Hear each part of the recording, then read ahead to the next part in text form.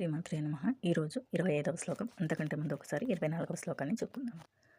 సంజయ ఉవాచ ఏవముక్తో హృషీకేశః గుడాకేశేన భారత సేనయోరుభయోర్मध्ये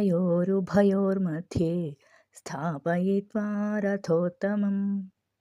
25వ శ్లోకం.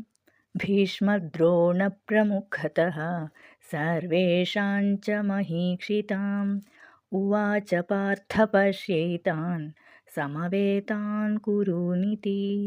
భీష్మ అంటే భీష్ముడు, ద్రోణ అంటే ద్రోణాచార్యుడు, ప్రముఖత అంటే సమక్షంలో, సర్వేషాం అందరూ, చ అంటే మరియు, మహీక్షితాం ఇతర రాజులు, ఉవాచ పలికెను, పార్థ అంటే అర్జునుడు అని అర్థం అన్నమాట. పశ్యేతాం చూడుము, తానంటే ఈ యొక్క, పశ్య అంటే చూడుము, సమవేతాన్ కూడి ఉన్న, సమావేశమై ఉన్న, కురునితి కురు వంశస్థులను. అర్థం వచ్చి, భీష్ముడు, ద్రోణాచార్యుడు మరియు ఇతర రాజుల సమక్షంలో శ్రీకృష్ణుడు ఇలా అన్నాడు, ఓ పార్థ, ఇక్కడ కూడి ఉన్న కురు వంశస్థులను చూడుము. శ్లోకం ఇంకొకసారి చెప్పుకుందాం.